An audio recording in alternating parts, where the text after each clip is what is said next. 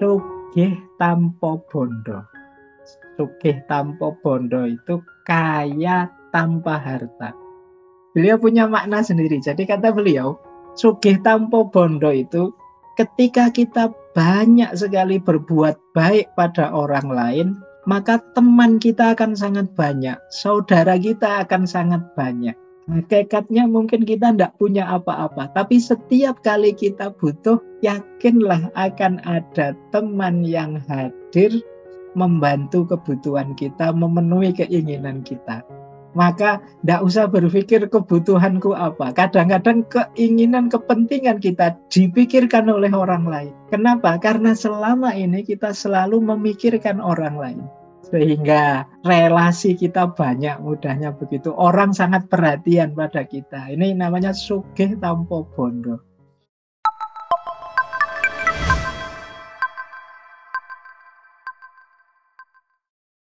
Baik, bismillah. Ya, siang hari ini mungkin kita belajar sedikit.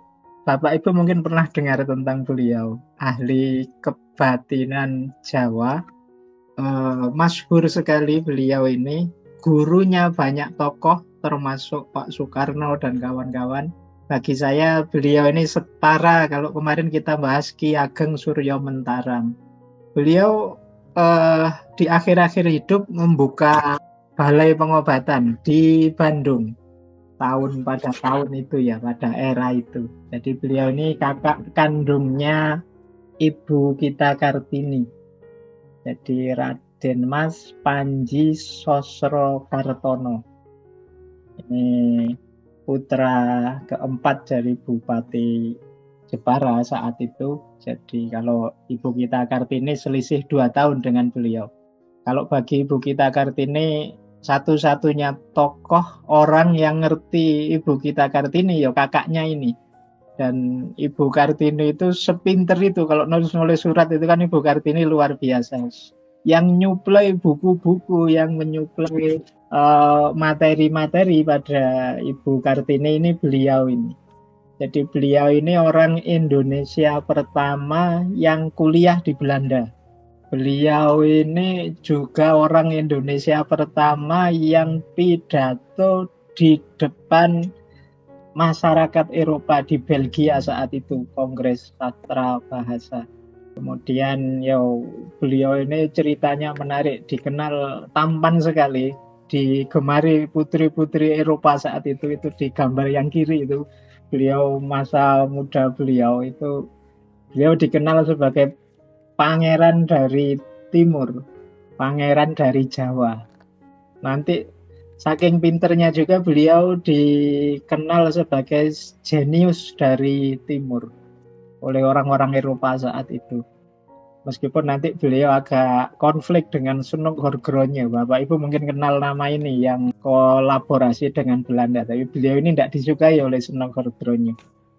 Karena gaya beliau mungkin saat itu yang beda dengan maunya Sunuk Horgronje. Jadi orang Timur yang khas beliau ini. Tapi pengalamannya panjang sebelum nanti terakhir jatuh pada kebatinan Jawa. Kalau tentang keislaman beliau seperti saudaranya, bergurunya pada Kiai Soleh Darat di Semarang. Kalau tentang Jawa ya dari budaya sendiri memang beliau ini bakat. Beliau ini sejak muda ya berangkat ke Eropa sudah membawa, kalau bahasa kita dulu namanya ilmu kanuragannya tinggi. Jadi beliau ini pernah jadi wartawan Perang Dunia. Beliau wartawannya New York Herald Tribune saat itu. Beliau terkenal membuat heboh 2 kali. Yang pertama beliau bisa memfoto kawahnya Gunung Kawi dari atas. Jadi tanpa pesawat. Jadi tidak ada orang tahu kok bisa ini orang bisa moto kawahnya Gunung Kawi dari atas. Kayak ada di atasnya kawah pas itu. Tapi fotonya itu bikin heboh orang. Gimana caranya moto kalau dia tidak terbang di atasnya. Kemudian yang kedua, beliau juga pernah bikin heboh karena di hariannya dia memuat perundingan rahasia antara Jerman dan Sekutu. Perundingan ini tidak mungkin ada orang tahu karena di tengah hutan di Perancis, namanya hutan Camping. Kemudian di atas kereta api. Jadi di atas kereta api, itu kan orang khusus yang di dalam kereta api, keretanya lewat sampai tengah hutan berhenti berunding, Sekutu dan Jerman. Tapi besok paginya dimuat berita di hariannya eh, New York Tribune ini, yang wartawannya Sosro Kartono ini. Oh, ini bikin heboh. Gimana bisa tahu isinya perundingan yang sangat rahasia, yang itu nanti isinya perdamaian antara Sekutu dan Jerman saat itu. Itu di antara cerita-cerita kalau bahasa Jawa kanuragannya. Nanti beliau juga polyglot. Polyglot itu menguasai 24 bahasa asing dan 10 bahasa daerah di Nusantara. Sehingga beliau orang pertama dari Indonesia yang oleh PBB dijadikan penerjemah. Terus nanti beliau juga dikenal sebagai dokter di akhir-akhir hidupnya, ya dokter khas beliau sendiri. Jadi ada cerita satu ketika beliau ini ada anaknya tetangganya orang Belanda sakit. Yang sakit ini tidak ada harapan untuk sembuh. Nah, oleh Raden Mas Sosro Kartono ini dia ngambil air putih, kemudian diberikan pada anak itu dan sembuh besoknya. Saat itu di Belanda dia akhirnya terkenal sebagai dokter air putih. Karena kalau ngobati orang pakai air putih, jadi beliau di Belanda bikin heboh seperti itu. Tapi nanti belakangan terus beliau pulang ke Indonesia lagi, dan dia tahu dia tidak akan diakomodir oleh penjajah Belanda saat itu. Beliau banyak kontra dengan Belanda. Akhirnya beliau dibantu oleh Ki Hajar Dewantoro membuat satu lembaga rumah penyembuhan di Bandung, namanya Darussalam. Kalau di cerita letaknya di Jalan Pungkur kalau di Bandung dulu. Dulu mungkin orang kenalnya Dokter Alif karena beliau punya filsafat Alif yang luar biasa, nanti kita lihat. Kemudian banyak tokoh-tokoh pergerakan yang nanti datang ke sana untuk minta nasihat beliau di akhir-akhir hidup beliau. Jadi itu gambaran sosok beliau, Raden Mas Panji Sosro Kartono ini. Nah, bismillah, siang ini kita belajar beberapa konsep dari beliau. Yang pertama, beliau ini sering menyebut dirinya Mandor Klungsu. Mandor Klungsu itu ya, mandor itu mandor pengawas pekerjaan. Kalau Klungsu itu isinya buah asem. Nah, ibu-ibu yang sering masak mesti ngerti ya, buah asem yang coklat itu, nah isinya namanya Klungsu. Kenapa beliau menyebut dirinya Mandor Klungsu? Kalau Klungsu itu kan masih biji. Jadi nanti biji yang sekecil itu akan bisa berbuah jadi pohon asam yang kokoh luar biasa. Jadi filosofinya. Jadi berarti apa? Saya sekarang ini masih biji. Semoga besok bisa tumbuh jadi pohon asam yang kokoh dengan cara belajar. Makanya beliau, aku ini masih belum jadi. Ini masih dalam proses belajar terus. Nah, puncaknya kalau bahasa agamanya mungkin insan kamilnya itu ketika nanti jadi pohon asam yang kokoh jati dirinya. Yang kedua, kenapa kok mengambil pohon asam? Karena kalau zaman dulu kan pohon asam itu yang ada di pinggir-pinggir jalan. Jadi saya masih ingat zaman saya kecil itu kan pinggir jalan yang rimbun itu kan biasanya pohon asam itu dulu. Nah, ini filosofinya diambil, dipakai bahwa saya nanti akan jadi besar kalau sudah besar menolong orang. Jadi memberi peneduh. Nah, ini filosofinya. Mengapa pakai istilah Mandor Klungsu? Kalau mandor ini pengawas. Pengawas itu dia kerja ya tentunya dibayar oleh yang punya proyek. Dan dia akan bertanggung jawab pada bosnya. Saya ini hanya mandor. Beliau ini yang nuntun banyak, yang belajar ke beliau banyak, yang meneladani beliau banyak, tapi beliau tidak merasa siapa-siapa. Saya ini hanya mandor saja. Ngawasi orang bekerja, dan nanti saya harus tanggung jawab pada Tuhan. Jadi apa yang saya lakukan di dunia ini akan saya pertanggungjawabkan di hadapan Tuhan. Saya hanya mandor saja. Saya ini pekerjanya yang mempekerjakan Tuhan. Maka beliau kadang kalau bicara, nulis itu pakai nama samaran Mandor Klungsu. Jadi mandornya buah asem. Yang kedua, Kadang beliau pakai nama alias juga Joko Pring. Jadi Joko Pring itu ya, Joko itu anak muda yang belum menikah, Pring itu bambu. Jadi Joko Pring itu, Joko itu simbol masih apa? Masih jejaka. Jadi masih murni, belum menikah, belum terkontaminasi, masih asli. Kalau Pring ini bambu. Bambu ini nanti maknanya dua. Bambu itu manfaatnya banyak untuk segala hal dan segala bagian dari bambu itu bermanfaat. Bambu itu kan masih kecil, rebung itu ya bisa dibuat masak. Nanti agak besar sendiri, bambu muda juga bisa dipakai apa saja. Segala kebutuhan hidup manusia bisa pakai bambu. Kemudian yang kedua, bambu itu jenisnya macam-macam, tapi hakikatnya sama. Jenis bambu kan macam-macam, ada bambu petung, ada bambu kuning, ada bambu macam-macam. Ini sebenarnya simbol manusia. Manusia itu beda-beda, tapi hakikatnya ya sama-sama manusia, sama-sama pring. Jadi maka beliau pakai istilah Joko Pring. Joko Pring itu ingin menunjukkan bahwa aku ini manusia yang murni, yang hakikatnya adalah kemanfaatan dan kesetaraan dengan sesama. Maka beliau pakai istilah Joko Pring. Nah ini monggo Bapak Ibu ya, kalau simbah-simbah kita dulu pinter bikin istilah-istilah untuk memberi nama dirinya sambil belajar, sambil menegaskan diri bahwa orientasi hidupku ke situ. Baik, sekarang mulai jarang orang memberi nama. Kalau di desa saya, nama-nama anak-anak itu sekarang sudah nama artis semua. Nama-nama Jawa seperti ini sudah mulai jarang. Orang mungkin tidak mau lagi kalau pakai nama-nama dianggap kuno. Sekarang namanya sudah nama-nama artis-artis semua di anak kecil-kecil itu. Baik, jadi ini nama sebutan saja yang beliau pakai. Ini menurut beliau, pola hidup beliau. Jadi ini menarik filosofinya. Beliau pakai istilah begini. Ingkang dados polanipun langkah kula inggih menika. Jadi pola hidup saya itu 3.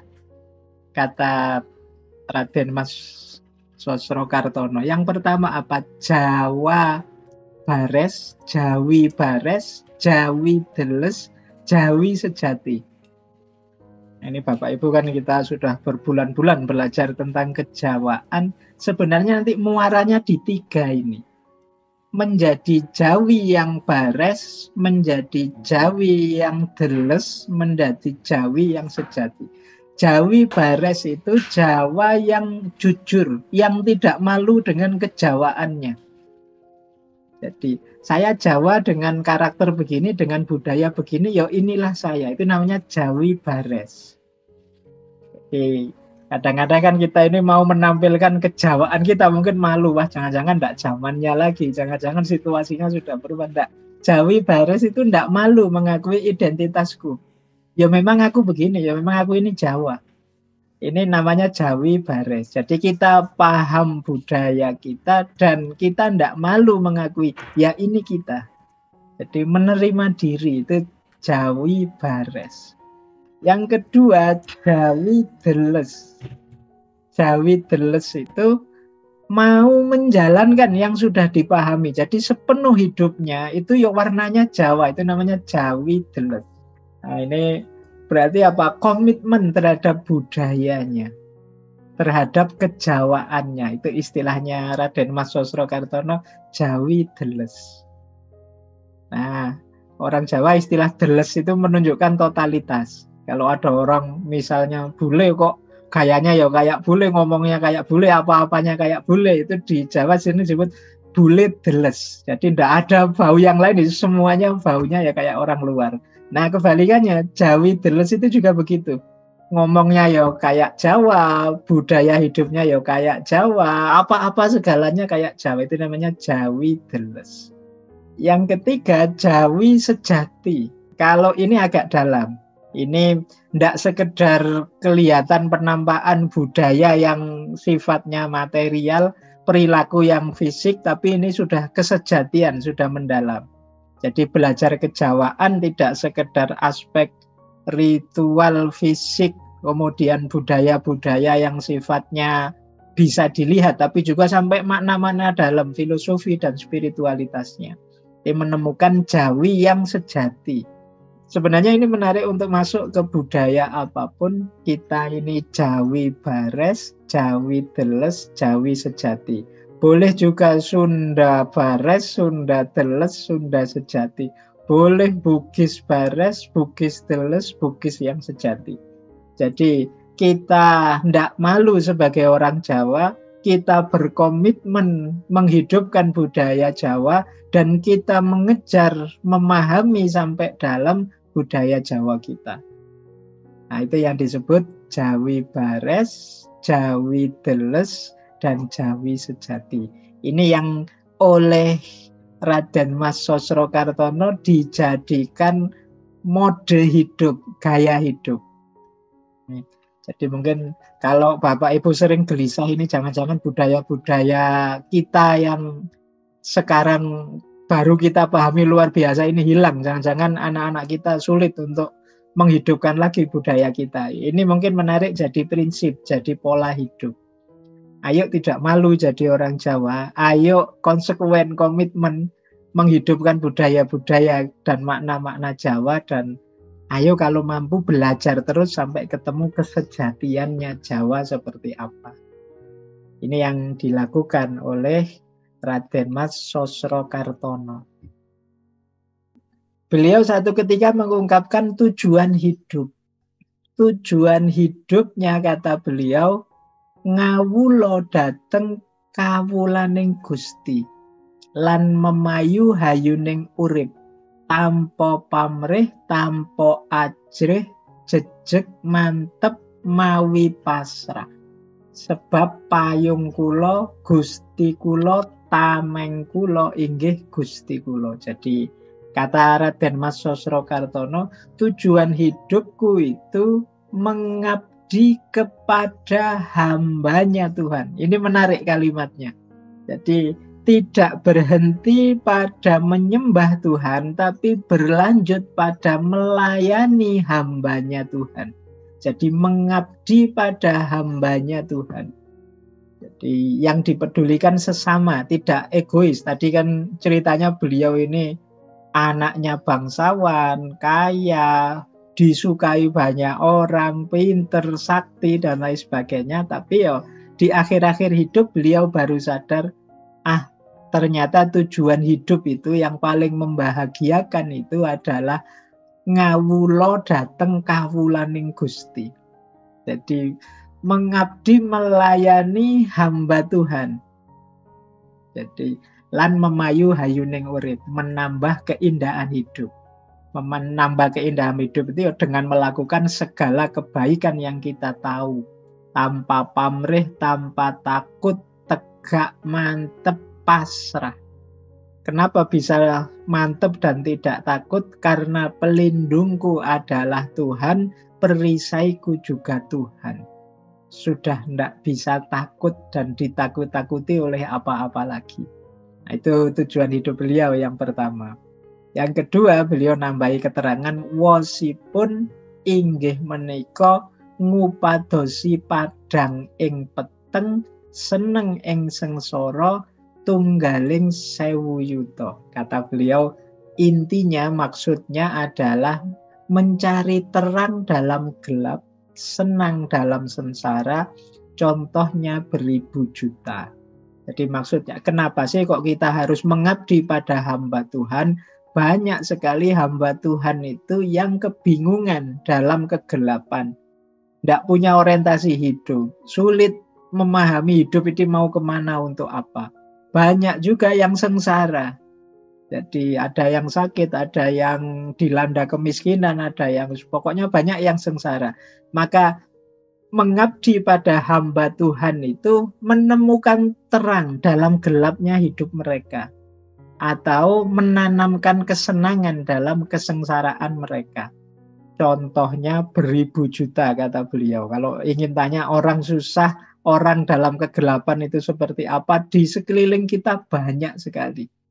Jadi tinggal menunggu kesediaan kita untuk turun. Jadi Nggak harus kemudian kita nyari-nyari mana ya orang susah. Banyak sekali di sekeliling kita orang susah, orang butuh, orang kesulitan. Contohnya beribu juta. Apalagi hari ini Bapak Ibu tinggal ngeklik saja sekarang banyak kan situs-situs online donasi, kita bisa dan lain sebagainya. Itu coba dihitung itu ada berapa orang sengsara di sekeliling kita.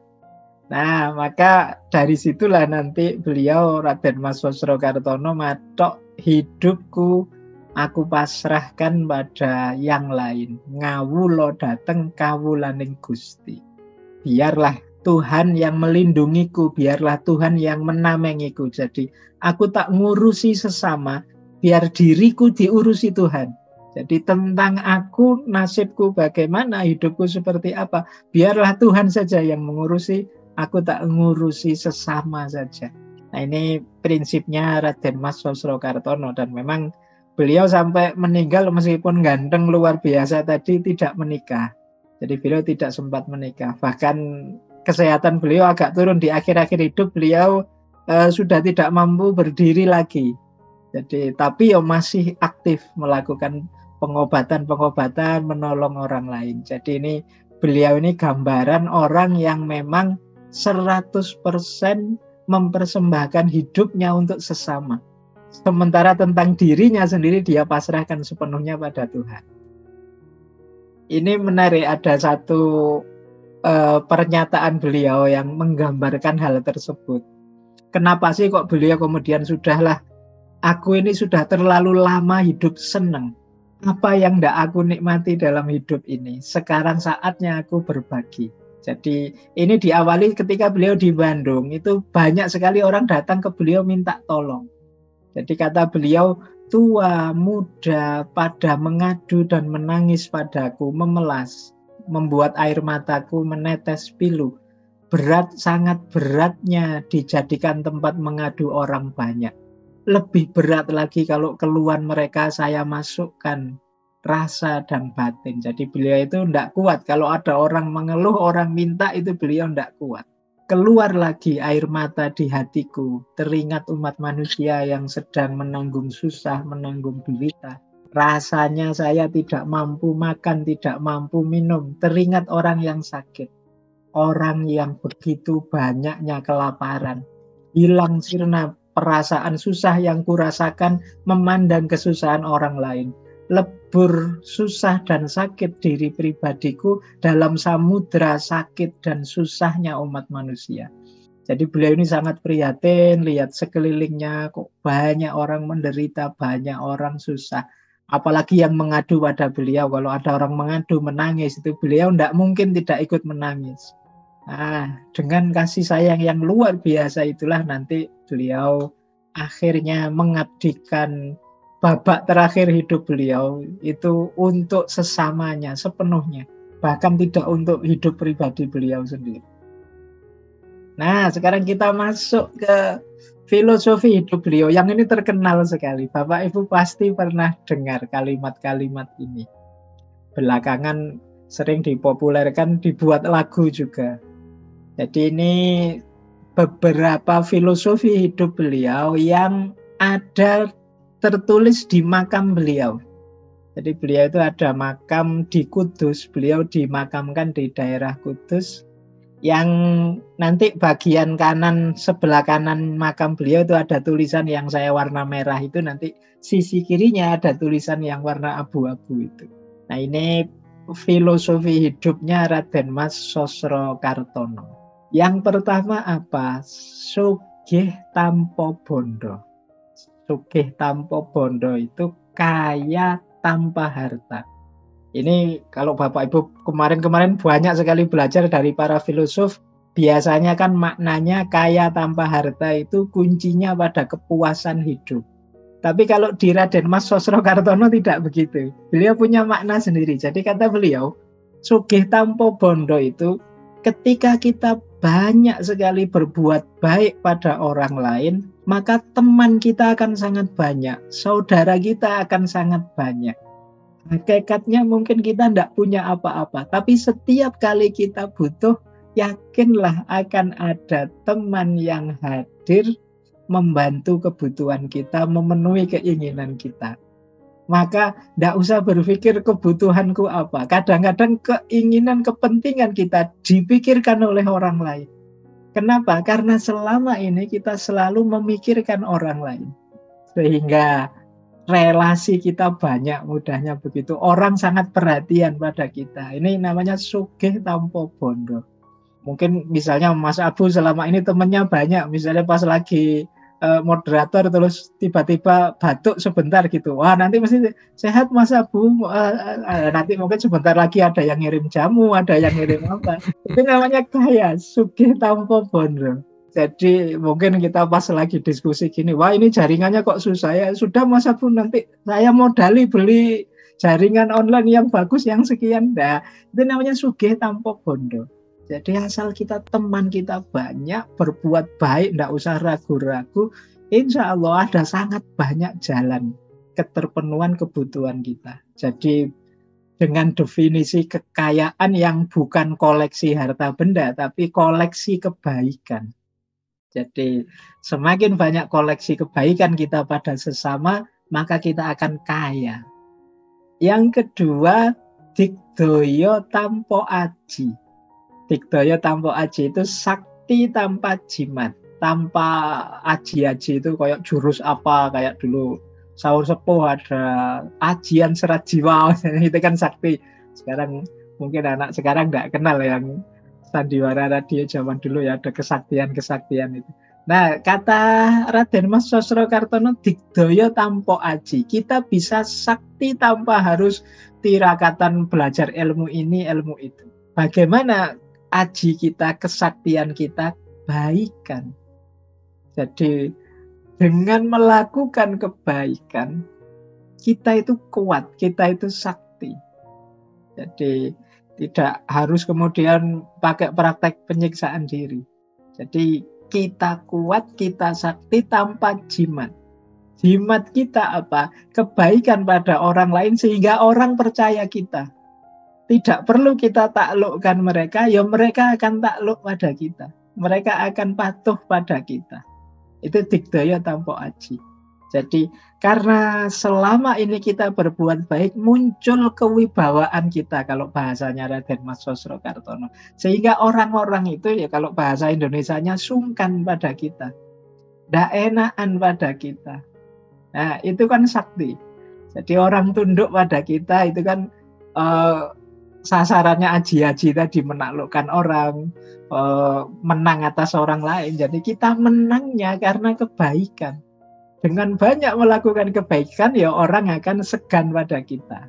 Ini orang baik loh, jangan sembarangan loh. Ini orang baik, jangan melakukan yang aneh-aneh loh. Jadi dia tunduk sendiri pada kita. Itu yang dimaksud digdaya tanpa aji. Nah, yang ketiga, ngeluruk tanpa bolo. Ngeluruk tanpa bolo itu menyerbu tanpa pasukan. Jadi ini sederhananya cara paling mudah untuk menaklukkan orang. Kita tidak perlu bawa orang banyak kayak tawuran anak-anak SMK, STM, itu tidak begitu. Tapi apa? Kita serbu dia dengan kebaikan-kebaikan kita. Sampai muncul rasa tidak enak sendiri. Itu namanya ngeluruk tanpa bolo. Jadi mungkin ada orang menyakiti kita, kita membalas dengan kebaikan-kebaikan terus-menerus. Sampai dia sadar bahwa, oh ya selama ini saya salah. Nah, ini berarti kita sudah menyerbunya dengan kebaikan, tanpa harus membawa pasukan. Itu yang disebut ngeluruk tanpa bolo. Jadi kalau ada orang misalnya, kok orang ini sama saya kok sentimen kelihatannya, menyerang terus, menganu terus, ya sudah, saya serang balik. Tapi menyerang baliknya dengan kebaikan. Jadi ya, mungkin kalau ada orang tidak senang kita, tiba-tiba kita kirimi hadiah apa, kita ngomong yang baik-baik, yang membahagiakan dia, memberikan dia. Kalau dia senang kita ikut bahagia, kalau dia susah kita ikut mengucapkan. Nah itu nanti lama-lama ya dia takluk sudah. Jadi dia berubah, mungkin tidak lagi sefrontal itu, sebenci itu pada kita. Pelan-pelan perasaannya akan berubah. Itu yang dimaksud ngeluruk tanpa bolo. Nah, kalau sudah digdaya tanpa aji, ngeluruk tanpa bolo, baru pada akhirnya kita menang tanpa ngasorake. kita akhirnya menang tapi tidak dengan merendahkan.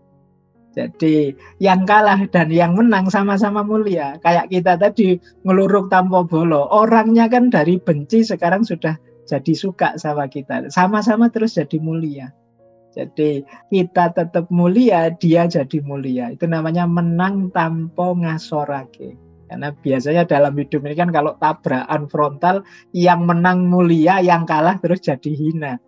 Wah, kamu kalah, kelihatan kamu bohong, kelihatan kamu curang, kelihatan kan orangnya terus jadi hina. Tapi pakai rumusnya Raden Mas Sosrokartono ini enggak. Yang salah nanti tidak akan jadi rendah, dia akan berubah pelan-pelan terus jadi baik. Maka dia juga jadi mulia. Karena strategi tadi, digdaya tanpa aji, ngeluruk tanpa bolo. Jadi ini bagian dari strategi orang Jawa untuk memayu hayuning bawono. Jadi bagaimana kita hadir di muka bumi ini, membuat bumi ini tambah indah. Jadi sugih tanpa bondo, digdaya tanpa aji, ngeluruk tanpa bolo, dan menang tanpa ngasorake. Nah, jadi yang warna merah ini untuk hidup sosial bersama-sama di tengah masyarakat, di tengah alam semesta, ketika kita ingin memayu hayuning bawono. Terus yang sebelahnya, nah kalau ini peningkatan pribadi, kalau ini ke dalam, perjalanan ke dalam, kalau yang tadi perjalanan keluar. Sama, Raden Mas Sosrokartono juga punya 4 prinsip. Yang pertama, terima mawi pasrah. Yang kedua, suwung pamrih tebih ajrih. Yang ketiga, langgeng tan ono susah, tan ono seneng. Yang terakhir, anteng manteng sugeng jeneng. Nah ini kalau ini perjalanan batin sudah. Ketika sudah beres di luar, saatnya berjalan ke dalam. Berjalan ke dalam yang pertama apa? Terima mawi pasrah. Terima itu menerima, mawi pasrah itu ya kalau bahasa agamanya tawakal. Jadi terima mawi pasrah itu berarti kita terima situasi hidup kita apa adanya, kemudian kita berusaha sesuai situasi tadi. Kalau sudah selesai usaha, tinggal pasrahnya. Jadi ini orang yang sering salah paham dianggapnya berarti pasif, Pak. Enggak. Terima mawi pasrah itu proses. Jadi kalau sekedar pasif ya terima saja selesai. Tapi itu enggak. Terima mawi pasrah itu kita terima situasi kita, tidak denial. Jadi apapun kondisi situasi yang kita miliki sekarang, kita terima, kita syukuri, kita manfaatkan semaksimal mungkin. Nah, nanti kalau sudah kita jalani hidup kita secara aktif, hasilnya apa? Kita pasrah. Jadi kita melakukan kebaikan apapun harus kita akhiri dengan pasrah. Pak, saya sudah jujur kok malah dibenci orang, Pak. Ya sudah, kita sudah jujur ya sudah. Hasilnya apa ya kita pasrah. Tidak masalah. Jadi ini yang pertama itu. Jadi bekal perjalanan batin kita yang paling dasar, terima mawi pasrah. Yang kedua, suwung pamrih tebih ajrih. Suwung pamrih itu ndak usah matok pamrih macam-macam. Justru dari situ kita akan jauh dari ketakutan. Kita itu sering ndak maksimal berbuat kebaikan karena banyak pamrih. Ketika banyak pamrih, muncul macam-macam kekhawatiran. Misalnya, wah saya ingin bikin konten ini manfaat buat orang banyak ini misalnya. Nah, pamrihnya nanti siapa tahu gara-gara ini saya terkenal. Loh, gara-gara ini saya terkenal itu namanya pamrih. Dan ini yang membuat kita gelisah, membuat kita terus jadi takut. Kalau kita yakin itu baik, ayo kita jalani dan tidak usah matok target-target yang lain selain kebaikan itu sendiri dan ridhonya Allah saja. Maka suwung pamrih. Lakukan saja kebaikan itu, tidak usah mikir nanti tanggapannya orang bagaimana, responnya orang bagaimana, atau saya ingin ini, ingin itu dengan ini, itu malah menumbuhkan ketakutan-ketakutan. Jadi yuk suwung pamrih tebih ajrih. Kalau Bapak Ibu ingin tenang hidupnya, lakukan kebaikan tanpa pamrih. Segala kecemasan akan hilang. Kenapa sih belajar seperti ini lebih nyaman dibandingkan belajar di sekolah misalnya atau di kampus, di kelas? Karena di kampus itu biasanya ada pamrih-pamrih target-target selain ilmu. Mungkin nilai, mungkin ijazah, mungkin absen, mungkin apa saja. Ini menggelisahkan. Masuknya variabel lain ketika positioningnya tidak pas terus jadi sumber kegelisahan. Wah, saya dapat nilai berapa ya? Beda kalau kayak siang hari ini kan paham enggak masalah, tenang saja, dinikmati saja. Yang penting kita ngomong yang baik, sesuatu yang manfaat, selanjutnya pasrah saja pada Tuhan, lebih nyaman. Nah, mungkin suasana semacam ini sebenarnya kalau Bapak Ibu mungkin ada yang guru, ada yang dosen, bisa dibawa ke kelas. Mari kita minimalkan ketakutan, kekhawatiran anak-anak didik kita di luar yang berhubungan dengan ilmu. Jadi kegelisahan anak-anak kita itu sering kan tentang gelar, tentang kerja nanti, tentang nilai, tentang IPK, tentang kumlot enggak kumlot. Ini atribut-atribut yang seringkali justru jadi sumbernya ketakutan. Sehingga belajarnya terus enggak los, enggak bebas.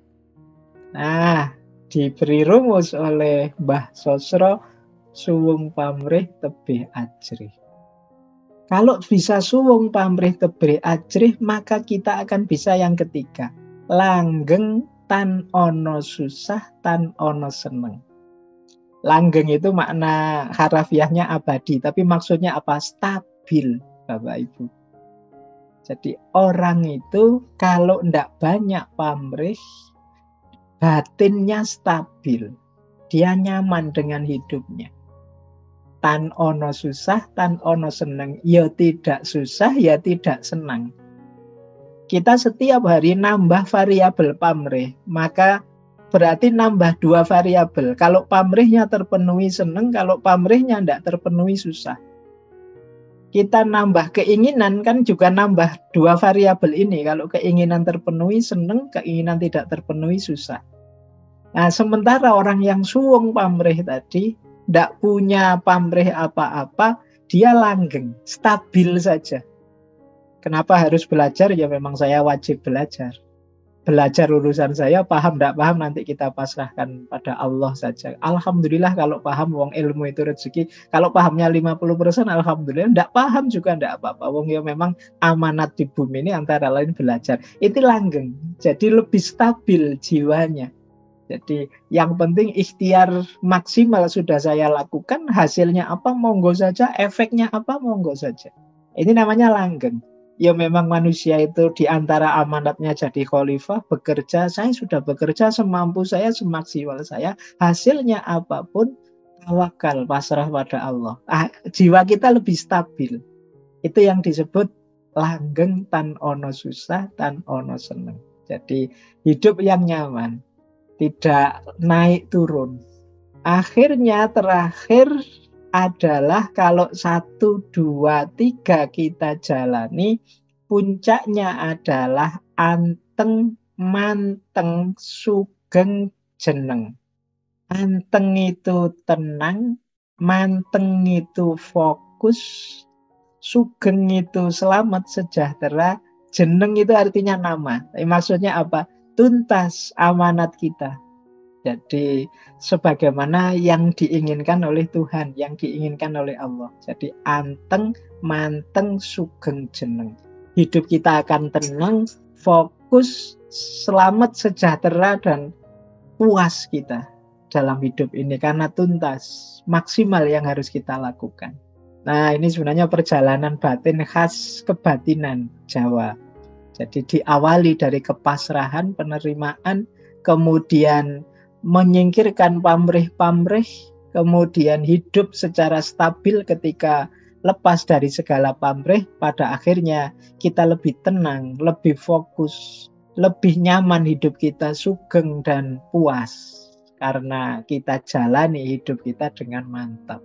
Nah, ini yang dijalani oleh Raden Mas Sosrokartono. Beliau ini bahkan meninggalkan kebangsawanannya, meninggalkan segala fasilitas yang mungkin bisa diaraih demi sesama, tapi hidupnya justru stabil sampai akhir. Nah, ini falsafah hidup yang diambil oleh beliau. Nah, ini yang tadi saya sebut. Beliau itu sering juga disebut dokter alif. Karena beliau, kalau meditasi, beliau itu menghadap kaligrafi. Jadi beliau itu punya beberapa kaligrafi yang tulisan huruf alif. Ada 3 kaligrafi yang beliau miliki, yaitu ada alif yang warnanya hitam, dasarnya putih. Yang kedua huruf alif warnanya putih, dasarnya biru muda. Yang ketiga huruf alif warnanya putih, dasarnya warna merah. Jadi nanti warna-warna ini ada maknanya juga. Kalau warna putih maknanya cahaya, kesucian. Warna hitam maknanya kesatuan, karena semua warna kalau bersatu kan terus jadi hitam. Warna biru maknanya kedamaian, ketenangan. Warna merah bermakna kreativitas, daya hidup, keberanian. Ini jadi beliau itu terkenal kalau meditasi ya beliau duduk saja di depan kaligrafi beliau. Jadi merenung di depan gambar kaligrafi beliau itu bisa berjam-jam kalau beliau sudah diam di hadapan kaligrafinya. Cara untuk meraih mindful versi Raden Mas Sosrokartono seperti itu. Beliau menghadap kaligrafi bertuliskan alif. Nah, ini makna-makna kaligrafi yang alif tadi. Huruf alif itu yang pertama-tama menurut Raden Mas Sosrokartono, alif itu simbolnya Allah sekaligus simbolnya ana. Kata-kata Allah itu ya diawali alif, kata-kata ana juga diawali alif. Ana itu saya. Jadi aku yang kecil dan Allah yang besar itu sama-sama pakai huruf alif. Ini kalau pakai teorinya Iqbal kan ego kecil dan ego besar. Simbolnya sama-sama pakai alif. Jadi simbol Allah sekaligus ana. Jadi kalau beliau sedang menatap huruf alif itu sebenarnya sedang merenungi ana, aku sekaligus ego besar yang berhubungan dengan aku yaitu Allah. Dan simbol kesatuan Tuhan dan hamba. Simbol kasunyatan. Jadi kasunyatan itu ya fakta hidup, kenyataan hidup. Jadi hidup ini kenyataannya seperti apa kan berarti ya itu yang dikehendaki oleh Allah. Kemudian juga simbol ketegaan, kelurusan, kemurnian. Karena memang alif sendiri kan simbolnya tegak, lurus. Dan terakhir alif itu kalau dibaca oleh Raden Mas Sosrokartono, dia membaca huruf alif itu semua dari Allah, atas pertolongannya Allah, dan akan kembali kepada Allah. Jadi melihat apa saja, memahami apa saja, beliau selalu membayangkan huruf alif. Karena begitu terbayang huruf alif, beliau membacanya semua dari Allah, atas pertolongan Allah, dan akan kembali pada Allah. Kajian kita ini juga begitu, hidup kita ini juga begitu. Apapun aktivitas, kerja, tindakan, rencana, perbuatan, apapun yang kita lakukan, semua dari Allah, atas pertolongannya Allah, dan akan kembali kepada Allah. Nah, ini meditasi gaya beliau, Raden Mas Panji Sosrokartono. Makanya beliau dikenal sebagai dokter alif. Karena beliau punya filosofi alif yang luar biasa. Baik, saya lanjutkan Bapak Ibu. Ini ajaran yang lain dari beliau. Ini menarik juga. Di hampir semua ajaran spiritual, catur murti ini ada. Kemarin di Raden yang pakai ajaran Suryo Mentaram kita kan juga kenal catur murti. Ternyata beliau Sosrokartono juga punya catur murti. 4 penjelmaan. Catur murti itu akan lahir, ini semacam insan kamilnya, ketika berpadu 4 hal. Pikiran yang benar, perasaan yang benar, perkataan yang benar, dan perbuatan yang benar. Jadi kalau dalam hidup kita 4 hal ini sinkron, itulah insan kamil. Pikiran kita benar, rasa kita juga benar. Ada loh kadang-kadang pikiran kita benar, tapi perasaan kita enggak. Menurut pikiran kita yang benar ini, tapi perasaan kita enggak enak itu, enak yang sana loh, enak. Nah, itu berarti nggak nyambung. Tapi kalau sudah pikiran setuju, perasaan juga setuju, yang kita omongkan juga sinkron, yang kita lakukan juga begitu, itu yang disebut kamil, sempurna. Jadi ini namanya catur murti. Kalau di wayang ini yang bisa melakukan ini hanya Prabu Krisna. Yang Krishna yang mampu 4 ini. Pandawa aja belum mampu sampai menggabungkan 4 ini. Karena dalam hidup kita itu banyak sekali inkonsistensi. Ya kayak saya ini ngomongnya kayak gini, jangan dianggap wah Pak Faiz mesti sehari-harinya kayak sama aja Bapak, nggak selevel itu, apalagi selevel Raden Mas Sosrokartono ini, kita belajar bersama-sama. Tapi kalau bisa menuju ke sana, luar biasa, kita bisa menjelma jadi insan yang kamil. Ini 4 penjelmaan namanya catur murti. Tirakatnya adalah mari kita bersihkan beberapa hal ini. Yang pertama kebencian, yang kedua keserakahan, yang ketiga iri hati, yang keempat fitnah, yang kelima kebodohan. Ya, kalau yang terakhir ini kita yuk belajar terus, jangan berhenti. Karena semakin berkurang ilmu, semakin kita sulit menggabungkan 4 hal ini. Nambah ilmu banyak, semakin mudah menggabungkan 4 hal ini. Karena semakin banyak ilmu, semakin terbuka kesadaran. Semakin terbuka kesadaran, semakin mudah mengarahkan pikiran, perkataan, dan perbuatan. Baik, jadi ini nasihat selanjutnya dari Raden Mas Sosrokartono. Nah, satu lagi terkenal dari beliau namanya ilmu kantong bolong. Ini yang punya kantong bolong, kalau di wayang itu Petro. Kantong bolong itu apa? Ayo punya kantong, ndak apa-apa, tapi yang berlubang.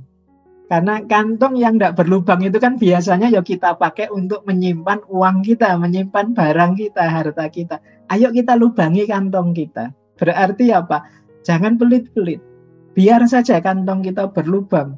Biar banyak yang bisa merasakan manfaat dari kepemilikan kita. Kata Raden Mas Sosrokartono, nulung pepadane orang nganggo mikir wayah waduk kantong yang ono isi lumuntur marang sesami.